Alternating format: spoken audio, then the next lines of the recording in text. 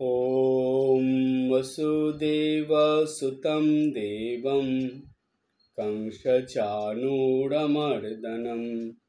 देवकी परमानन्दं कृष्णं वन्दे जगद्गुरुं मूकं करोति वाचालं पुङ्गुं लङ्घयते गिरिं यत्कृपातमहं वन्दे परमानन्दमाधवम्। ভগবান শ্রীকৃষ্ণের চরণে আমার আভূমি লুণ্ঠিত প্রণাম। আমরা ভগবানের মুখনিসৃত অমৃত বাণী যেই বইয়ে বা যেই গ্রন্থে রয়েছে সেই গ্রন্থের নাম হলো শ্রীমদ্ ভাগবত গীতা। সেই গীতার ধারাবাহিক আলোচনা চলছে।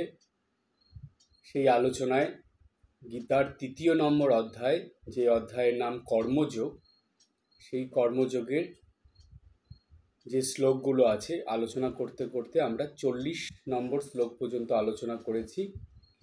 আজ 41 নম্বর শ্লোকের আলোচনার মধ্যে যাব। 41 নম্বর শ্লোকের আলোচনায় যাওয়ার আগে আমরা 40 নম্বর শ্লোকের কি আলোচনা করেছিলাম সেটা একটু সংক্ষেপে জেনে নিয়ে তারপরে নতুন আলোচনার মধ্যে যাব। 40 নম্বর শ্লোকে আছে যে আপনারা যারা যারা শুনেছিলেন তাদের নিশ্চয়ই খেয়াল আছে যে সেইখানে ভগবান অর্জুনকে বলছেন, অর্থাৎ অর্জুনের মধ্যে দিয়ে বা অর্জুনের দ্বারা সমগ্র মানব জাতির উদ্দেশ্যে ভগবান বলছেন যে ইন্দ্রিয়গণ, মন ও বুদ্ধি এসব কামনা বাসনার অধিষ্ঠান ভূমি বলে কথিত। আর কামনা বাসনা এদের আশ্রয় করে জ্ঞানকে আচ্ছন্ন করে জীবকে বিমোহিত করে।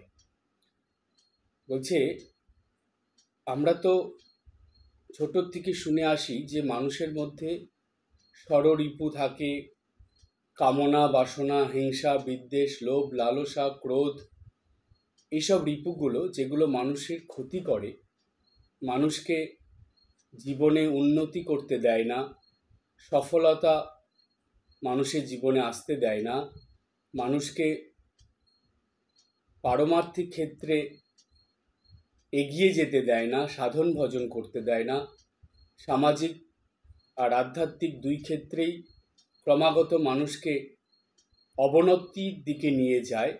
এই রকম যে কামনা বাসনা বা হিংসা, বিদ্বেষ, লোভ, লালসা, ক্রোধ, এইগুলোকে খুবই ক্ষতিকারক বলা হচ্ছে এবং ভগবান বলছেন এগুলো আমাদের চিরশত্রু। এই শত্রুগুলো মানুষকে গোপনে ক্ষতি করতে থাকে, অর্থাৎ মানুষ এদের প্রতি আকর্ষিত হয়, এদের মোহে আচ্ছন্ন হয়ে যায়। এদের শক্তি এমনই, বলছে এই কামনা বাসনা এদের এমন শক্তি, এরা জ্ঞানী মানুষদের, পণ্ডিত শিক্ষিত মানুষদেরকে পর্যন্ত বিপথে চালিত করে দেয়। কোনটা ঠিক কোনটা ভুল এর বিচার করতে গিয়ে ভুল দিকে চালিত করে, কোনটা ভালো কোনটা মন্দ এর বিচার করতে গিয়ে মন্দ দিকে চালিত হয়, কোনটা শুভ কোনটা অশুভ এইটা বুঝতে গিয়ে অশুভই করে ফেলে। ঠিক এইভাবে এই ষড়রিপু বা কামনা বাসনাগুলো মানুষকে ক্রমাগত বিপথে নিয়ে যায়, খারাপ দিকে নিয়ে যায়, অর্থাৎ মনুষ্যত্বের থেকে পশুত্বের দিকে নিয়ে চলে যায়। এইবার ভগবান বললেন এই যে কামনা বাসনা যে জ্ঞানকে আচ্ছন্ন করে জীবকে বিমোহিত করছে বা পথভ্রষ্ট করে দিচ্ছে, বলছে এদেরকে বশ করতে গেলে বা এদেরকে সংযম করতে গেলে বা এদেরকে কন্ট্রোলে আনতে গেলে কি করতে হয়, তখন ভগবান বলছেন তস্মাৎ তম ইন্দ্রিয়াণি আদৌ নিয়ম্য ভরতর্ষভ পাপনানং প্রজহি হেনং জ্ঞান বিজ্ঞান নাশনম। কি বললেন ভগবান? বললেন হে ভরত শ্রেষ্ঠ, সেই জন্যই তুমি প্রথমে ইন্দ্রিয়গণকে বশীভূত করো, বশীভূত করে জ্ঞান বিজ্ঞান মোহকারী পাপস্বরূপ কামনা বাসনাকে পরিত্যাগ করো। এটা শুধু অর্জুনের জন্য ভগবান বললেন না, ভগবান সমগ্র মানব জাতির জন্যই এই কথা বললেন।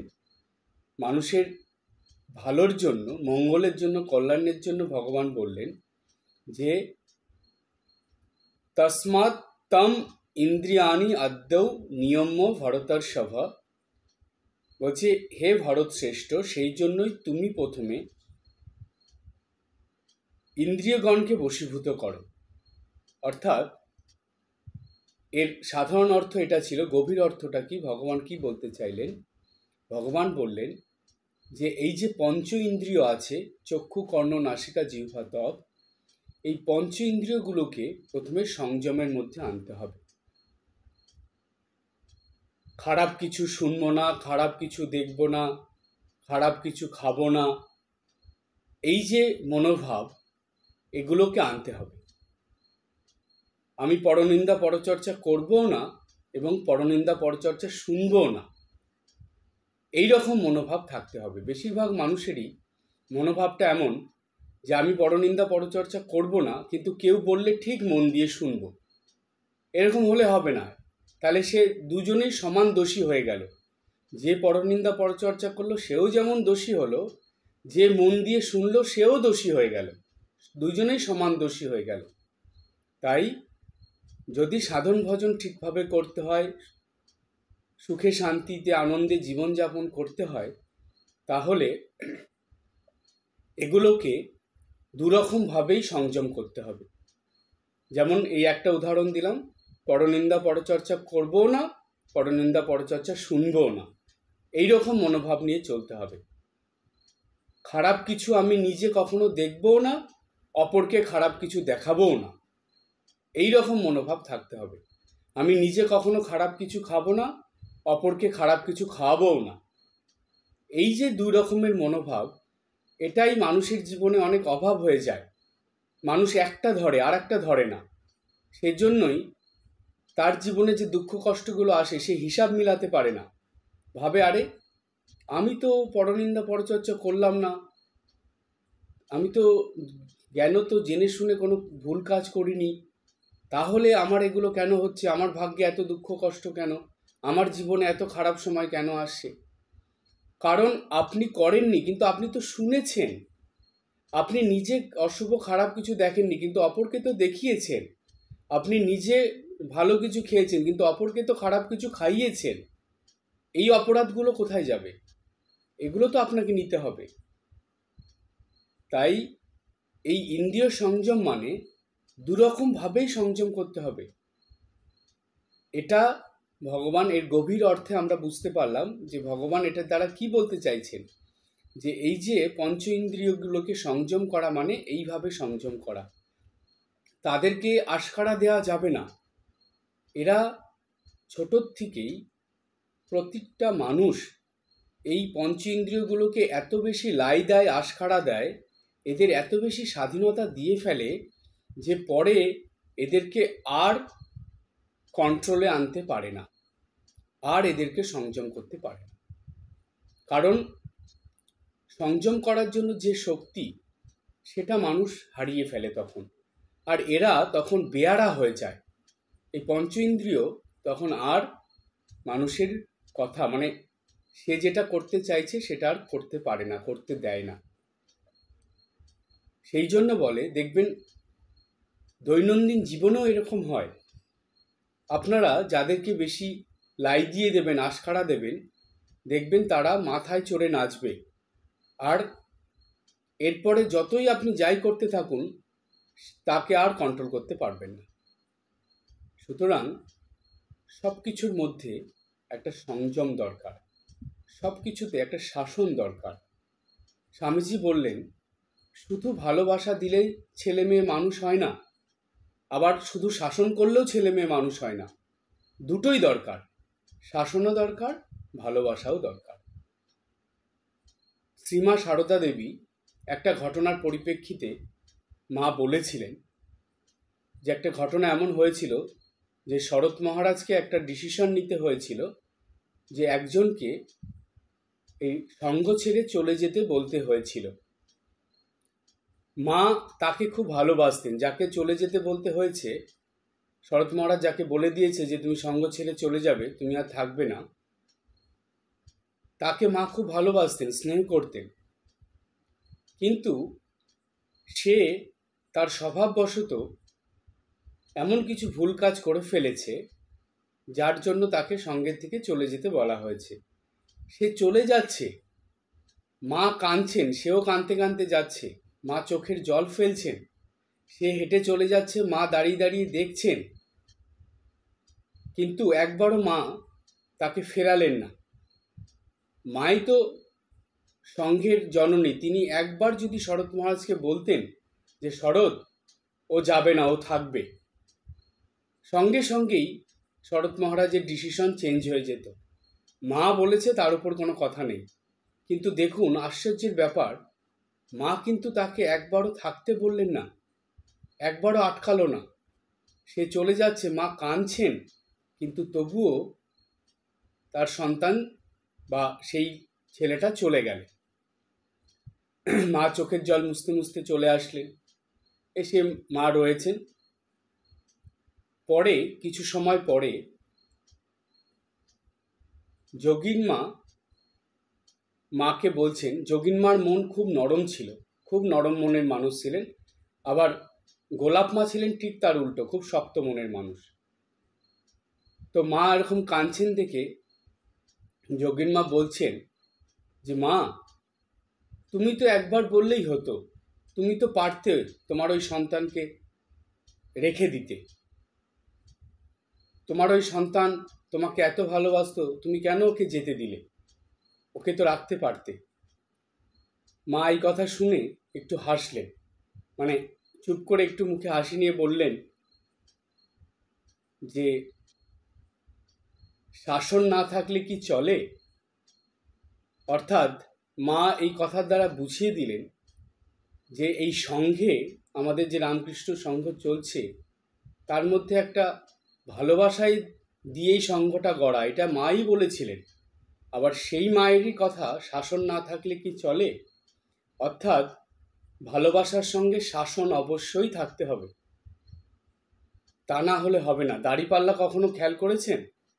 দুটো দিক যদি সমান না থাকে, তাহলে ব্যালেন্স যদি না থাকে, তাহলে কোনো কিছুই ঠিকভাবে হয় না। তাই জীবনে শাসন ভালোবাসা দুটোই থাকতে হবে। এই দুটোর ব্যালেন্স থাকলে তবেই কোনো কিছু বা জীবনটা ঠিকভাবে চলবে। তাই ইন্দ্রিয়গুলোকে শুধু লাই দিলে হবে না, ইন্দ্রিয়কে শুধু ভালোবাসা দিয়ে রাখলে হবে না, তাদেরকে শাসন করতে হবে, শাসনের দ্বারা তাদের সংযম করতে হবে, তাদেরকে নিজের কন্ট্রোলে রাখতে হবে। আপনারা বলবেন মহারাজ, আর এই বয়সে আর পারি না, আর করতে পারবো না। কি করে আর হবে? হবে না, কিন্তু চেষ্টা তো করতে পারেন, চেষ্টা করুন। একটা বয়সের পর হয় না, এটা ঠিক, কিন্তু চেষ্টা করতে হয় যতটা সম্ভব, যতটা সম্ভব করে যান। এই বয়সের শুরুটা তো হোক, তারপরে পরের জন্মে বা এই জন্মে শুরু হয়ে থাকলে পরের জন্মে প্রথম থেকেই এটা চলবে। তাই সংযম করুন, পঞ্চ ইন্দ্রিয়কে নিজের আয়ত্তে আনার চেষ্টা করুন, সব কিছুতে সংযম করুন। সংযম না থাকলে, একটা কথা আপনাদের বলি, কথাটা শুনতে খারাপ লাগলেও কথাটা খুবই সত্যি, যে সংযম যদি মানুষের জীবনে না থাকে, তাহলে সে মানুষের মধ্যে গণ্য হয় না। মানুষ মানেই তার জীবনে সংযম থাকবে। মানুষ ছাড়া অন্য কোনো প্রাণী জীব দেখাতে পারবেন যাদের মধ্যে এই সংযমের ব্যাপারটা আছে? নেই, শুধু মানুষের মধ্যে এটা আছে। আর এটা আছে না শুধু, এই সংযমের শক্তি ভগবান মানুষের মধ্যে দিয়েই দিয়েছেন। মানুষ চেষ্টা করলে, ইচ্ছা করলেই এই পঞ্চ ইন্দ্রিয়কে সংযম করতে পারে। সেই শক্তি ভগবান প্রত্যেকটা মানুষের মধ্যে দিয়েছেন, কিন্তু মানুষ করে না। আর করে না বলেই তারা এই একটা বয়সের পর এত দুঃখ কষ্ট যন্ত্রণা রোগ ব্যাধিতে ভোগে, এত কষ্ট পায়। যদি একটু সংযম করে চলতো তাহলে তাদের এই দুঃখ কষ্ট যন্ত্রণা রোগ ব্যাধি এগুলো অনেক কম হতো। এই মানুষের মধ্যেই এই শক্তি ক্ষমতা আছে পঞ্চ ইন্দ্রিয়কে কন্ট্রোল করার, সংযম করে চলার। তাই তো ভগবান এই কথা বললেন। যদি মানুষের মধ্যে এই শক্তি না থাকতো ভগবান কখনোই বলতেন না এই কথা। ভগবান বলেছেন মানে মানুষের মধ্যে অবশ্যই এই সংযমের শক্তি আছে। তাই ভগবান বললেন যে প্রথমে ইন্দ্রিয়গণকে বশীভূত করে, অর্থাৎ ইন্দ্রিয়গণকে নিজের কন্ট্রোলে এনে সংযম করে তারপরে কি বললেন, পাপনানাং প্রজহি হি এনম জ্ঞান বিজ্ঞান নাশনম। বলছে যে এগুলোকে বশীভূত করার পর কি করতে হবে, জ্ঞান বিজ্ঞান মোহকারী পাপ স্বরূপ কামনা বাসনাকে পরিত্যাগ করো। ইন্দ্রিয় সংযম না করলে, পঞ্চ ইন্দ্রিয়ের সংযম না হলে কখনো কামনা বাসনা মন থেকে যায় না। একটার পর একটা, আজকে একটা হলো তো কালকে আর একটা, পরশু আর একটা, চলতেই থাকে। কামনা বাসনার কোনো শেষ নেই। আপনারা জানবেন, এটা খুবই মজার ব্যাপার এবং অদ্ভুত ব্যাপার। মানুষের জীবনে যা যা হতে থাকে সবই তার কামনা বাসনার থেকেই হয়। এই কামনা বাসনার জন্যই মানুষকে বারে বারে জন্মগ্রহণ করতে হয়, বারে বারে দুঃখ কষ্ট যন্ত্রণা পেতে হয়, আবার এই জন্ম নিয়ে আসতে হয়। শ্রীমা সারদা দেবী বললেন, মায়ের কথায় আছে যে যদি একটু সন্দেশ খাওয়ার বাসনা থাকে তবু আবার জন্ম নিয়ে আসতে হয়, আবার এই ধরাধামে জন্মগ্রহণ করতে হয়। দেখুন, ছোট্ট বাসনার থেকেই জন্ম হয়ে যাচ্ছে। সুতরাং এই কামনা বাসনাকে যদি মন থেকে ধীরে ধীরে সরাতে হয়, একদিনে সম্ভব নয়। ঝট করে আমি করে ফেলবো, এটা কখনোই হবে না।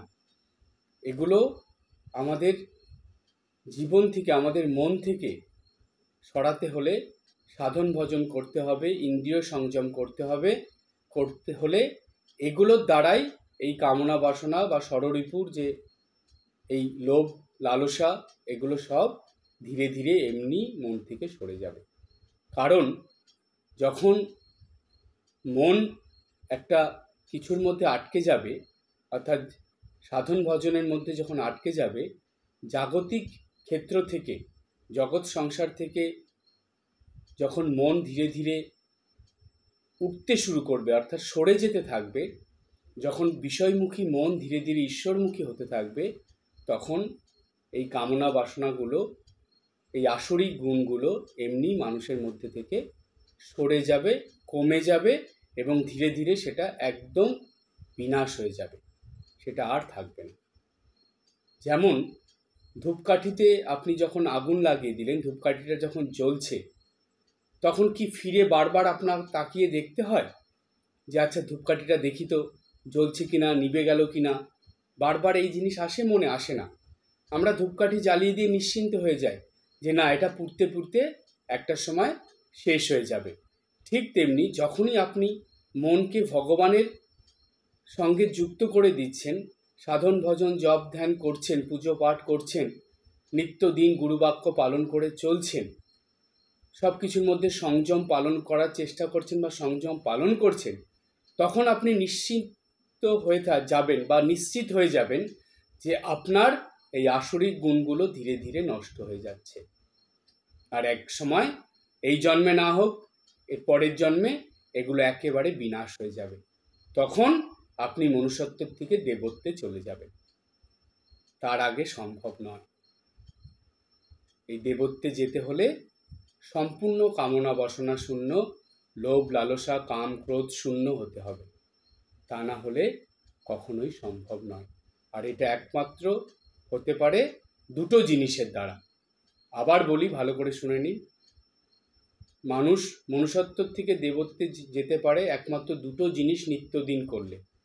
প্রথম, নিত্যদিন গুরুবাক্য পালন করে সাধন ভজন করা, আর দ্বিতীয়, পঞ্চ ইন্দ্রিয়ের সংযম করে চলা। এই দুটো যদি মানুষ নিত্যদিন করতে পারে তাহলে সেই মানুষটা ক্রমাগত দেবত্বের পথে এগিয়ে যেতে যেতে দেবত্বে পৌঁছে যাবে। কামনা বাসনা থাকলে কখনোই সে তার গন্তব্যস্থলে পৌঁছতে পারবে না। আর দেবত্বে পৌঁছে যাওয়া মানে কি জানেন? দেবত্বে পৌঁছে যাওয়া মানে ঈশ্বর লাভ করা, ঈশ্বরকে দর্শন করা এবং ঈশ্বরের কাছে পৌঁছে যাওয়া। এরপরের আরো ভালো আলোচনার মধ্যে আসবো। আমরা এখন 42 নম্বর শ্লোকের মধ্যে যাব। 41টা আমরা বুঝে নিলাম ভগবান কি বলছেন। এটারই সূত্র ধরে 42 নম্বর শ্লোকে ভগবান অর্জুনকে বলছেন, ইন্দ্রিয়াণি পরানাহু ইন্দ্রিয়েভ্য পরং মনঃ মনস্তত্তু পরা বুদ্ধি যো বুদ্ধে পরস্তত্তু সহ। কি বললেন ভগবান? বললেন ইন্দ্রিয়াণি পরাণি আহু ইন্দ্রিয়েভ্য পরং মনঃ। বলছে স্থূল দেহ হতে, এই শরীর থেকে, এই দেহ থেকে ইন্দ্রিয় শ্রেষ্ঠ বলে কথিত। তারপরে বললেন ইন্দ্রিয় থেকে বা ইন্দ্রিয়গণের অপেক্ষা মন শ্রেষ্ঠ।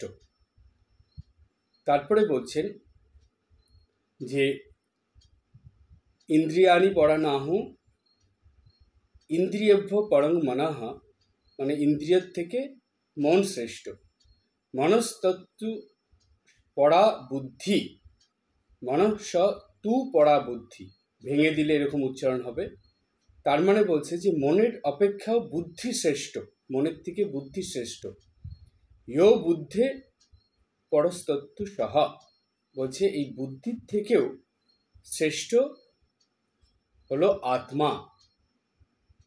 অর্থাৎ বুদ্ধির থেকেও শ্রেষ্ঠ যিনি, তিনি হলেন আত্মা বা পরমাত্মা, তিনি হলেন সর্বশ্রেষ্ঠ।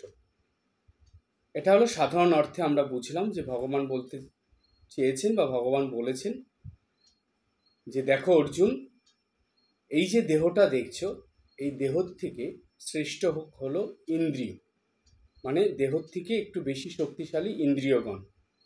আবার ইন্দ্রিয়গণগুলোর থেকে যে পঞ্চ ইন্দ্রিয় আছে তার থেকে আরো বেশি শক্তিশালী হলো মন। এইখানেই শেষ নয়, আবার এই মনের থেকেও শক্তিশালী হলো বুদ্ধি। আবার এই বুদ্ধির থেকেও শক্তিশালী আছে যিনি শ্রেষ্ঠ বা সর্বশ্রেষ্ঠ, তিনি হলেন আত্মা বা পরমাত্মা। তাহলে এই যে ভাগটা ভগবান বললেন, কেন বললেন? এটার পিছনে ভগবানের একটা উদ্দেশ্য আছে বলার। এটা সমগ্র মানব জাতির জন্য বলছেন তো, এটার একটা শাস্ত্রগত গভীর ব্যাখ্যা আছে। বলছে মানুষের যে জীবন, এই জীবনের দুটো জগৎ, একটা হলো বহির্জগৎ, একটা হলো অন্তর্জগৎ। বহির্জগতের মধ্যে দুটো জিনিস সীমাবদ্ধ থাকে, একটা হলো তার শরীর, আর একটা তার এই পঞ্চ ইন্দ্রিয়। দেখবেন বহির্জগতের সব কিছুই মানুষ এই দুটোর দ্বারাই করে। একটু ভালো করে ভেবে দেখবেন, এই দুটোর বাইরে যাওয়ার উপায় নেই মানুষের। বহির্জগৎ মানেই তার শরীর এবং পঞ্চ ইন্দ্রিয়। আর অন্তর্জগতে বাদবাকি তিনটে জিনিস আছে। কি কি আছে? মন, বুদ্ধি এবং আত্মা। এই তিনটে জিনিস অন্তর্জগতে আছে। তাহলে মানুষ এই অন্তর্জগতের এই দিকটা মানুষের প্রবেশ করা হয় না, কারণ বহির্জগতের শরীর এবং ইন্দ্রিয় নিয়েই মানুষ বেশি ব্যস্ত থাকে, তার মধ্যে ডুবে থাকে এবং সেগুলোর ভোগসুখ আনন্দেই মানুষের জীবন কাটিয়ে দেয়। তার অন্তর্জগতে যে আরও তিনটে জিনিস আছে সেদিকে সে ফিরেও তাকায় না। তাই এখানে ভগবান বলে দিলেন যে দেখো, তোমরা যে বহির্জগৎ নিয়ে থাকো সেখানেই সব নয়, সেখানে থেমে থেকো না, তার থেকেও শ্রেষ্ঠ কিছু আছে, সেই দিকে যাও। বহির্জগতে দেহ আর পঞ্চ ইন্দ্রিয়, আমরা ভাবি এর বাইরে আর কিছু নেই, কিন্তু তাই নয়। কথায় বলে শরীর সর্বস্ব মানুষ। এক একজন মানুষ আছে, সে শরীর নিয়েই 24 ঘন্টার মধ্যে প্রায় 18 ঘন্টা 20 ঘন্টা তার শরীর নিয়েই কাটিয়ে দেয়। এত শরীরের প্রতি তার যত্ন। সেই পায়ের থেকে মাথা পর্যন্ত, মানে পায়ের নখ থেকে মাথার চুল পর্যন্ত সারা দিনে সেগুলোর যত্ন নিয়েই সে ব্যস্ত আছে। কত সময় চলে যায় তার এই পিছনে। শরীর সর্বস্ব মানুষ, শরীর সর্বস্ব মন। এই যে মানুষ শরীর সর্বস্ব হলো, এইটা করার জন্য তাকে কি করতে হয়? জাগতিক বা বৈষয়িক জিনিসপত্রের দরকার হয়। এগুলো কেন সে করছে? শরীরের এত যত্ন কেন নিচ্ছে সে? তার কারণ সে পঞ্চ ইন্দ্রিয়ের দ্বারা বদ্ধ হয়ে আছে। সেই জন্য সে চক্ষু, কর্ণ, নাসিকা, জিহ্বা, ত্বক এগুলোর প্রতি আবদ্ধ এমনভাবে হয়ে আছে যে শরীর আর এগুলো দিয়েই সে জীবন কাটাচ্ছে। এর বাইরে সে যেতে পারছে না, কিছু ভাবতেও পারছে না, কিছু করতেও পারছে না। এই রকম মন যাদের, এই রকম মানুষ যারা হয়, তারা আর যাই করুক তাদের সাধন জীবন হয় না, তাদের আধ্যাত্মিক জীবন হয় না। তারা দীক্ষা নেওয়ার আগেও যেমন থাকে, দীক্ষা নেওয়ার পরেও তেমন থেকে যায়। তাদের মধ্যে কোনো পরিবর্তন আসে না। সেই কারণে বলছে, ভগবান বলছেন যে তোমরা এখানে থেমে থেকো না। এই যে পঞ্চ ইন্দ্রিয় দেখছো, তার থেকেও শ্রেষ্ঠ ভালো কিছু আছে, সেটা হলো মন। সেটাকে জানো, সেটার মধ্যে প্রবেশ করো, সেটাকে বোঝার চেষ্টা করো। আবার মনের কাছে গিয়েও সেখানে থেমে থেকো না। মনের পরে আরও শ্রেষ্ঠ কিছু আছে, সেটা হলো তোমার বুদ্ধি। সেই বুদ্ধিকে বোঝার চেষ্টা করো, বুদ্ধিকে উপলব্ধি করো, বুদ্ধি দিয়ে তোমার জীবনকে ভালো দিকে চালিত করার চেষ্টা করো। আর বুদ্ধিতেই থেমে থাকবে না, তার থেকেও শ্রেষ্ঠ কিছু আছে, সেটা হলো আত্মা, পরমাত্মা, ইষ্ট, ভগবান। সেটাকে লাভ করার চেষ্টা করো, সেটাকে উপলব্ধি করার চেষ্টা করো। স্টেপ বাই স্টেপ চলছে দেখুন।